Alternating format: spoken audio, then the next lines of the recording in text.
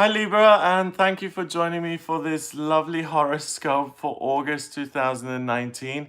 Please excuse me, I'm schwitzing like I'm on the beach in Florida at the moment. It's very hot in Europe, so please excuse the perspiration. I know you guys like things to look nice in a certain way. I've tried my best with the pillows, but excuse the sweating, the perspiration. It's out of my control at the moment. Now, this horoscope for August looks really positive. On the 1st of August, you have a new moon in Leo happening in your 11th house of the public, of friends and the public sphere. So the new moon is when the moon pulls in energy, and it is an opportunity to plant seeds of intention for the next 30 days while the moon is going through its cycle. So you are able to really master any situation that requires you to be a public figure.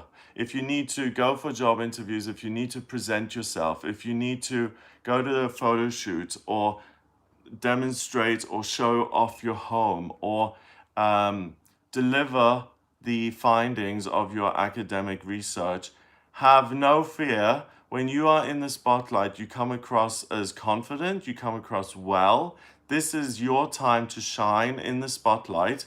If you can plan, these announcements in any way, if you have control over when you're holding the press conference or when you're presenting yourself to the boyfriend's parents, choose August, especially the first 12 days of August, because you're going to shine. You're going to come across as your most gorgeous, lovely, interesting, charming self. On the 12th of August, Mercury, the communication planet, goes into Leo. In July, Mercury was retrograde. So July was very confusing in a way for a lot of us, especially when it comes to feelings. Thinking and feelings were linked. The planet went or will go direct on the 1st of August. So thinking becomes much more clear and simple, and you don't have to think your way around things for things that usually are very simple. But for the first 12 months, first days, it's still in Cancer.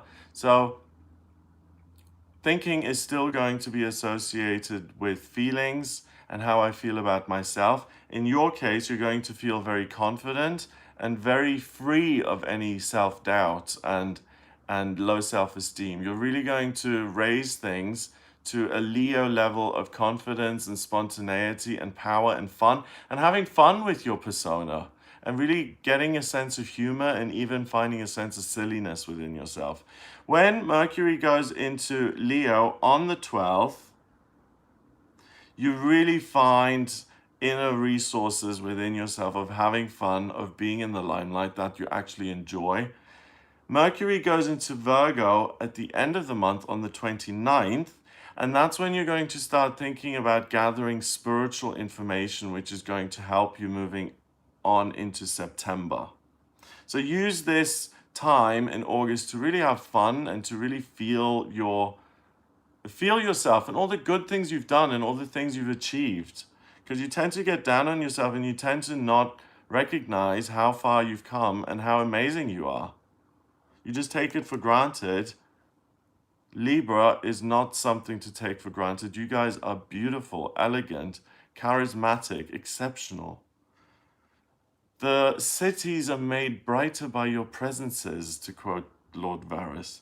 On the 15th of August, the full moon in Aquarius happens in your 5th house of romance, love, and children. And because you're feeling so good about yourself, the full moon around the 14th, 15th, and 16th, I'll make a separate video on this, but for you guys, it happens in your 5th house, and it gives you the ability to really shine and for people to be attracted to you in a romantic sense. Because you're not needy, desperate, you're confident and independent, and that's what attracts people to you.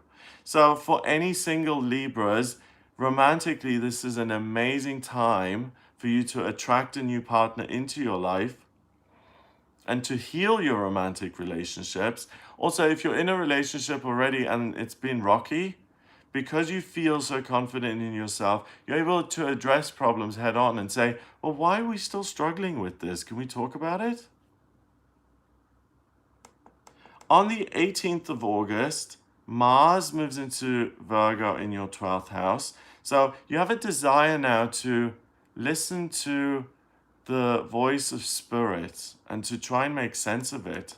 On the 21st, Venus starts to join Mars in Virgo in your 12th house of spirituality and spiritual strength.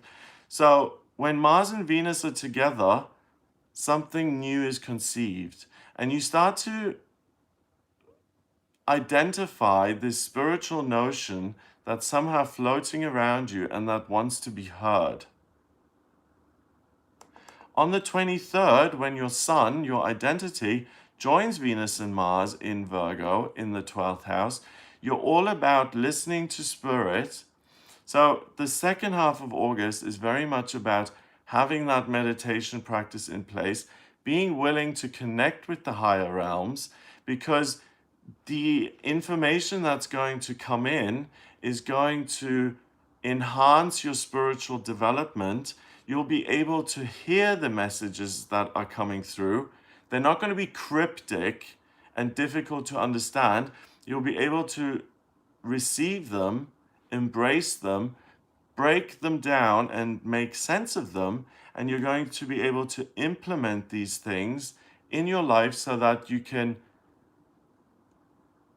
integrate them into your system, making you even more confident, making you feel and understand at a core level that you are loved, that you're beautiful, that you are transcendent, luminous, and radiant. So out of all of the signs this month, you as Libras, you're going to have the biggest change in perspective about yourself as, oh, I'm just like everyone else. I'm just a normal person. You are a unique star shining in the sky, and you will start to understand that as the month progresses, and you're not going to take yourself so much for granted, which, yes, it's time. Now, on the 30th, we have a magical event happening, a black moon. A black moon only happens every 29 months or every 2.5 years, and it's when there are 2 new moons in 1 month. So we had the new moon in Leo on the 1st of August, and here on the 30th of August, we have a new moon in Virgo in your 12th house of spirituality and spiritual strength. So the witches are going to be all over this because magic is manifestation. Spells are speaking words because anyone who's into the occult understands that words have power and there are ways of manifesting things. A black moon is like a new moon that's on steroids. It's like a new moon to the power of 3. It's a new moon where you set plants, where you plant seeds of intention. They will grow exponentially and they will bear amazing fruit.